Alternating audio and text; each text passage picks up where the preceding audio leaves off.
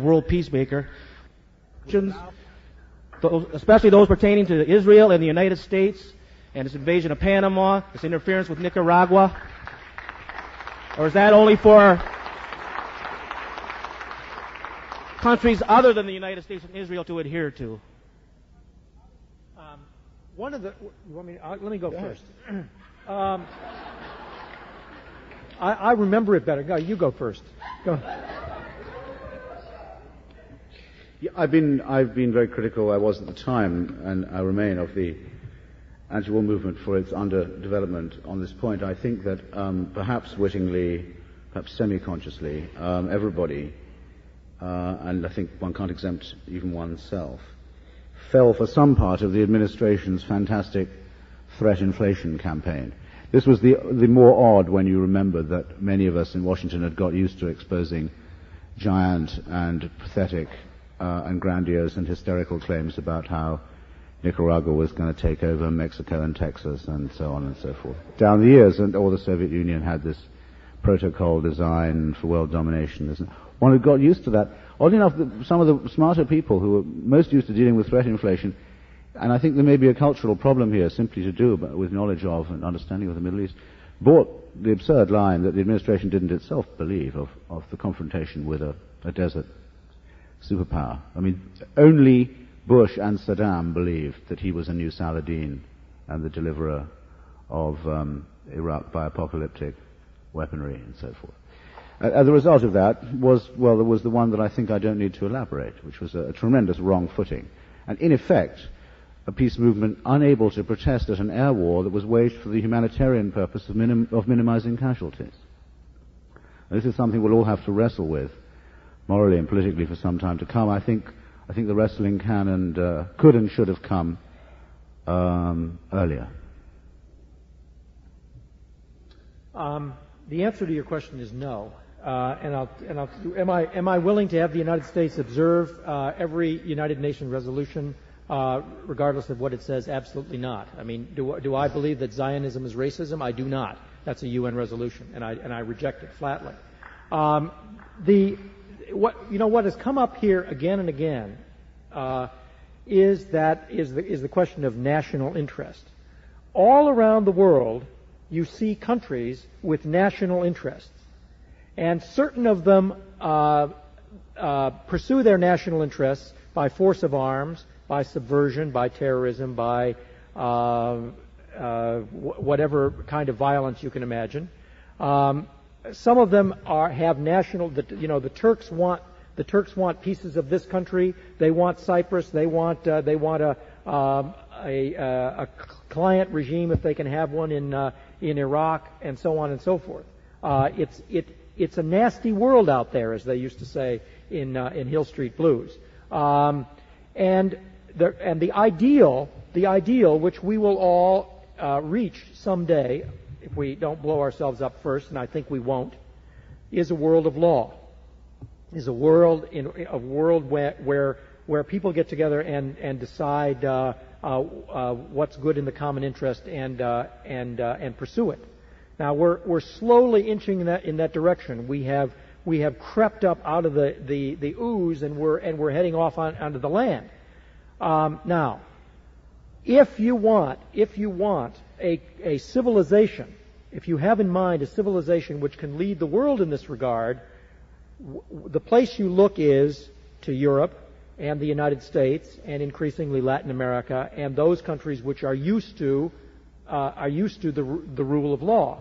Now, the United Nations General Assembly, up until very recently, has been composed of countries which themselves do not know the rule of law.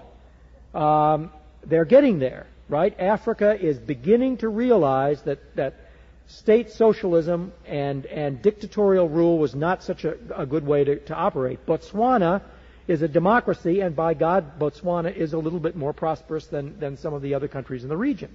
They're learning that there is a connection between the rule of law and prosperity. The Soviet Union is learning that in a very difficult way. So the point here is that when the United Nations is ruled by a collection of blocks, each of them pursuing the national interest of its biggest member, its most powerful member, I do not accept that the outcome of the United Nations is always in the interest of the people of the world. So therefore, the United States is going to retain its ability to decide which United Nations resolutions to honor and which it doesn't choose to honor. I think that as the world gets more democratic and gets more accustomed to the rule of law, that we'll be honoring more and more. And in this case, look at what happened.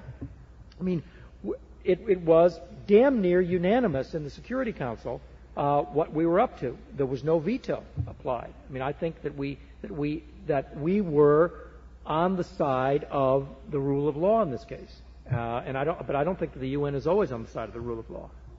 We have time for 2 more questions. Let's take the next one now.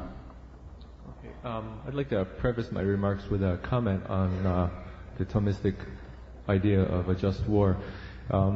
I grew up Catholic and went through Catholic schools for 16 years, and some of you may find it humorous to know that the most durable argument that Thomas Aquinas posed, other than the just war one, in terms of its effect on theologians and the fathers of the church and philosophers, was how many angels could stand on the head of a pin.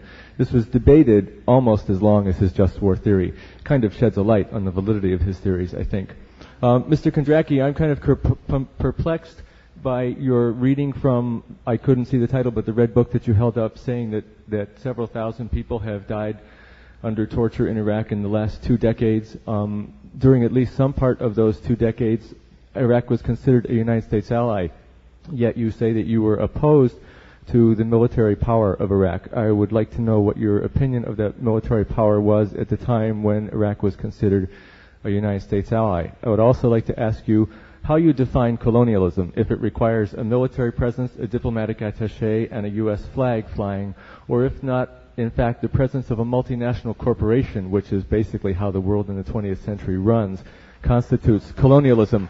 And the principle of that is go into a country which is in need, give them a little bit of what they need, and take from them everything that we possibly need. In 1965, Indonesia was considered an ally in defense of the United States in the Pacific Rim. Yet President Sukarno killed over 500,000 people attempting to hold on to his regime before it finally fell. We never heard anything about that. In Nigeria, when the Igbos seceded from the Nigerian Federation, almost 2 million people were killed in a war. Unfortunately, the Igbos happened to have the land which had the oil fields, which they unfortunately nationalized, which upset British Petroleum, Royal Dutch Shell, and Texaco, and thus caused the United States, Great Britain, and France to supply the arms to the Nigerians that enabled that war to go on for so long. When the tanks rolled in Tiananmen Square, we didn't say too much about it afterwards in this country, and the reason I suggest is because of the list of multinational corporations waiting to get on the docket to get into China to make their fortunes. 4 weeks ago, I sat in the small theater in this building, 4 weeks ago, mind you, so the war was still going on, right? And I listened to some students behind me from Ohio describe their father's fortunate situation as a corporate developer who had been offered already $390,000 to go to Kuwait and consult. Not build, but consult, which means he could just be there for a couple days, fly home, run his corporation in Ohio, make a lot more money there, and fly back and forth between Kuwait and Iraq. That, I think, is colonialism. I would like to know your definition of colonialism. Mr. Hitchens, I wonder if you would comment on what it means in the United States to have a cellophane-wrapped war in which General Schwarzkopf says he won't talk about the number of casualties because he's not going to fall into the trap that we fell into in Vietnam, during Vietnam, of having too much public sentiment run against the war when we find out just what it really cost in terms of human lives.